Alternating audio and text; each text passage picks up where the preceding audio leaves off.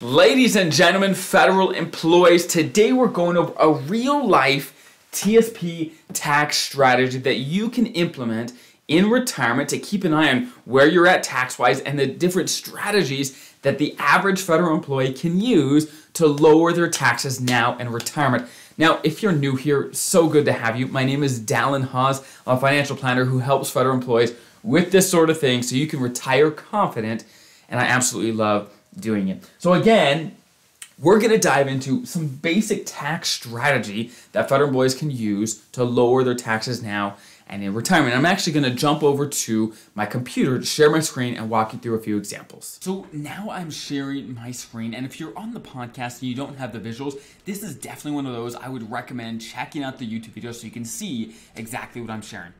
But regardless of where you're at in retirement, the first place I would go and start, if I was you, to think about some tax planning to make sure you understand your tax implications is take a look at all the different income sources you have in retirement. In this example, we assume this federal employee has a pension, Social Security, and TSP withdrawals. For their pension, we're assuming it's $40,000 per year. Their Social Security, we're assuming $35,000 between them and their spouse, as well as TSP withdrawals taking out about 40 grand per year. Okay, so again, for your situation, write down all of your income sources that you will have in retirement or currently have in retirement depending on where you're at. The next step is to figure out what percentage of those incomes is actually taxable. For example, your FERS pension, 100% is not taxable, but most of it is. For most people, it's right around 95% of your pension is taxable. The exact amount will depend on how much you paid into the FERS system over your career. Long story short, for the average FERS that are retiring right now, it's about 95% of your pension is taxable on the federal level. Okay? When it comes to Social Security, this will depend on your income between you and your spouse. However, for most federal employees, if you're married, if you basically make over 45 grand, then 85% of your Social Security is going to be taxable. If you're single, about 35 grand. If you make over that, again, 85% of your Social Security is taxable. So the vast majority of federal employees who have a pension, who have Social Security and TSP, you're going to make over those limits. So just assume 85% of your Social Security benefits are going to be taxable income. Okay. Now, when it comes to your TSP, the percentage of that is taxable depends on whether it's coming from traditional TSP or Roth TSP. If it's coming from Roth, of course, that's non-taxable, which we love non-taxable money. But I do know most federal employees as of today have most of their money in the traditional side. So for this example, let's assume all these withdrawals are coming from the traditional side, so it's 100% taxable. Okay. So that means on the pension side, of the 40 grand total we get from the pension per year, $38,000 of it is taxable. On the Social Security side, about $29,750, right? So about 30 grand of the Social Security is taxable, and then of course 100% of the TSP withdrawal is taxable. So if we add up all the taxable parts of the different income sources that we have in retirement, we get, in this example, this couple would have taxable or total income taxable at $107,750.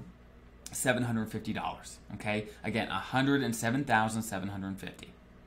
So, however, we're not out of the woods quite yet, right? The good news is we all get at least a standard deduction when we do our taxes. Now, if you're not familiar with standard deduction, that simply means regardless of what itemizable deductions you have, everyone can get the standard deduction.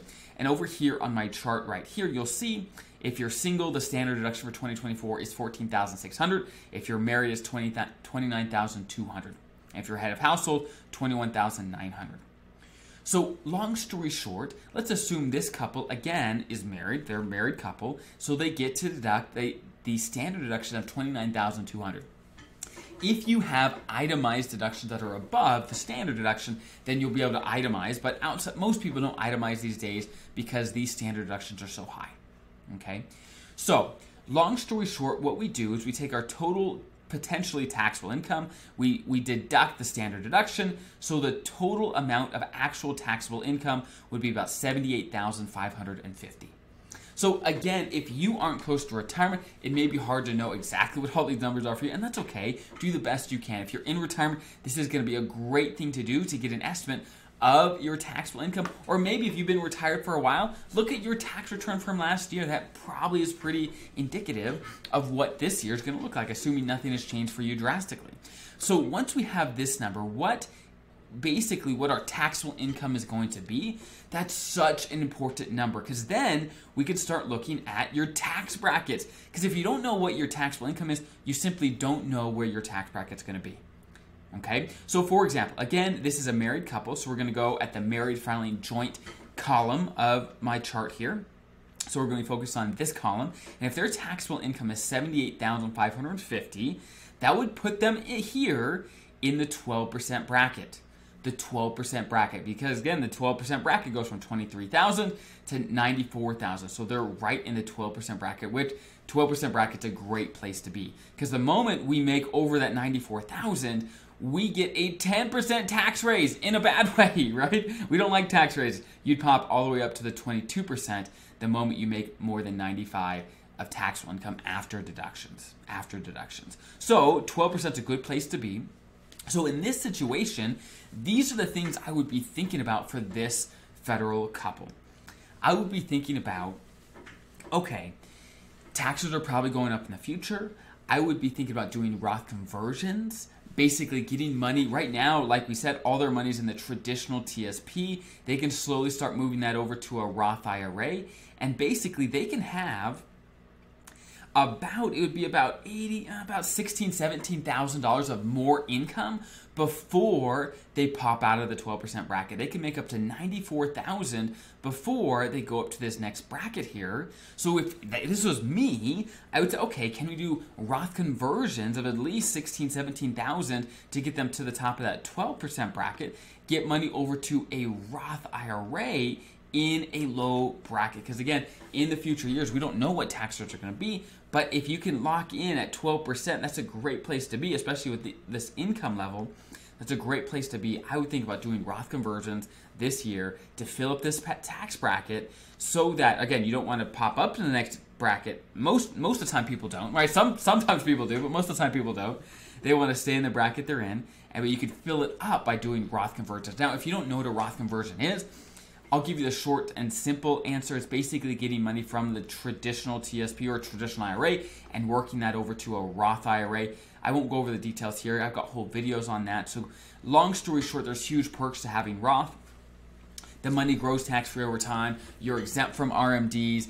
Your heirs don't have to worry about taxes if they get it. There's a ton of perks of having Roth, and knowing your taxable income can be a great way to do some tax planning of, okay, how much Roth conversions can you do? And once you know your taxable income, you can make all kinds of plans when it comes to what your Medicare premiums are going to be. There's going to be a bunch of stuff that you'll know by doing just a little tax planning like this. Okay, again, this is a simple example. I know in real life there's other situations and things that come up, but again, I want to show a simple example so you all have an idea of a good place to start when tax planning and look at some actual numbers in a real life scenario. Okay, so if you have any follow-up questions, just let me know in the comments and we'll do our best. We can't get to everything, that's certainly the case, but there's a bunch of helpful resources in the description for federal employees and federal retirees just like you to maximize your retirement. So I hope that is helpful. Have a great rest of your day, and I'll see you next time.